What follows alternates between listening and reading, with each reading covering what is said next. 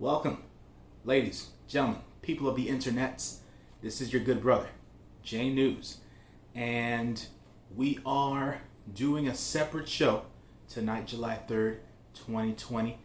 New Japan has started to release something they call Lions Break Collision.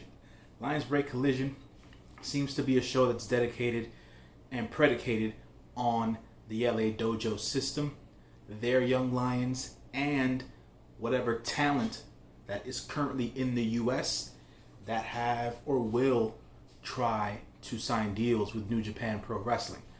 So I'm going to cover that.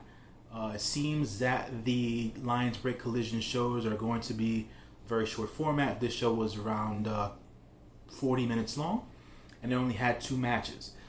To break down what happened in the first show, the first, I would say, 5 to 6 minutes of the show was an interview with commentator Kevin Kelly and one of the graduated young lions, Carl Fredericks, in his new mentality, his new spirit, his new attitude, basically telling Kevin Kelly that he's no longer a young lion, he's graduated from there, that he's ready to walk on his own, and that his match tonight is going to be very telling about what his attitude and is going to be about and how he's going to make a splash in New Japan Pro Wrestling. So let's get to the matches real quick. This is going to be a real short show. So first match, we have LA Dojo Young Lions, Clark Connors and Alex Coughlin go one-on-one. This match went an exact 10 minutes. This match was a 10-minute draw.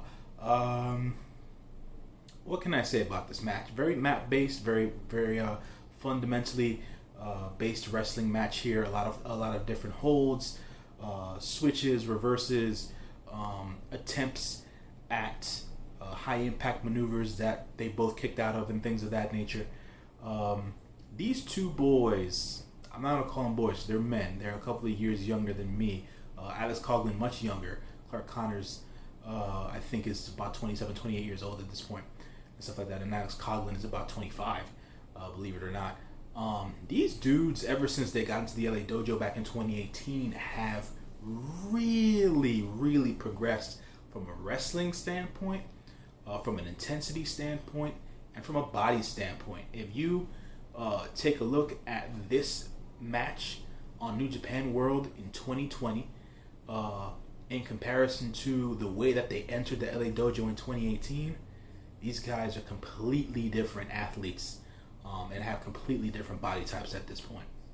But like I said, it was a really good fundamental wrestling match. It went to a time limit draw. It seems that the storyline here with these two guys in particular is that neither of them want to be the last guy graduated from the LA Dojo from their class, which includes Clark Connors, Alex Coughlin, Carl Fredericks, and a young guy by the name of Buddy, which I haven't seen at all in any matches in New Japan, New Japan World, any New Japan shows in the last 2 years at all. It's always been Clark Connors, Alex Coughlin, and Carl Fredericks. But Buddy was part of their class. Buddy Garcia is his name. Buddy is from the California area. I know about Buddy via the short documentary style episodes that they had for the LA Dojo through the New Japan YouTube channel. So Kevin Kelly was announcing during the night that they were going to have 3 new faces show up on next week's show. So we'll see if Buddy Garcia is going to be a part of those 3 new faces. We don't know, but look forward to more matches between Clark Connors and Alex Coughlin as they try to prove themselves and graduate themselves out of the LA Dojo. Second match and last match was a tag team match.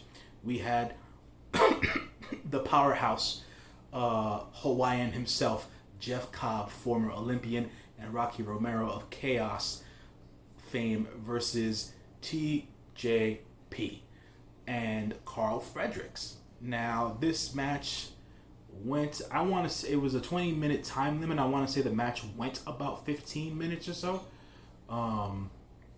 It doesn't state it here on the site or whatever the case is, but I did watch The match very slow out the gate. It was TJP versus Rocky Romero to start the match. They were feeling each other out. TJP and Rocky Romero are LA Dojo originals from many years ago. So it was a mentioned generational coming together of LA Dojo guys. As we know, Jeff Cobb has been one hell of a competitor on the indie scene in the U.S. and internationally.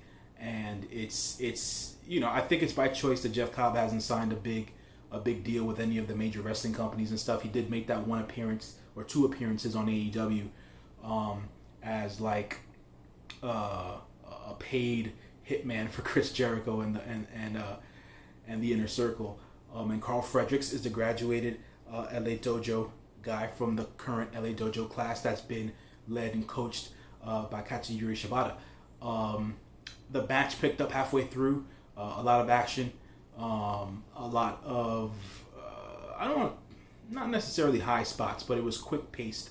After the halfway point of the match, I want to say the thing that you want to take away from this match in particular, the team of TJP and Carl Fredericks won. Carl Fredericks got the pin on Rocky Romero. Carl Fredericks was aiming to piss off Jeff Cobb and punch him in the mouth, and he did that a few times.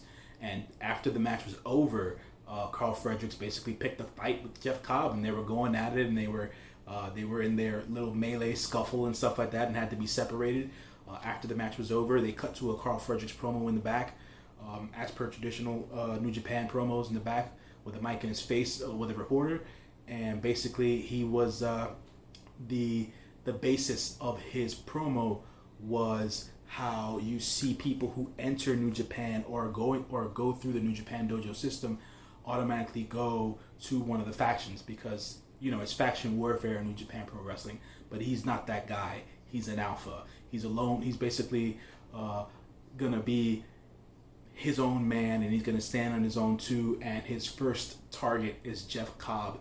It was mentioned during the night that Jeff Cobb was actually Carl Fredericks' original trainer on the West Coast. So there's history there. So they're devising that particular storyline with those two guys, Carl Fredericks and Jeff Cobb. So look out for that. TJP has been mentioned more of a having a mentor role with the LA Dojo guys, and Rocky Romero's trying to get his reps in because he wants to get back into that junior heavyweight division and compete for that junior heavyweight championship.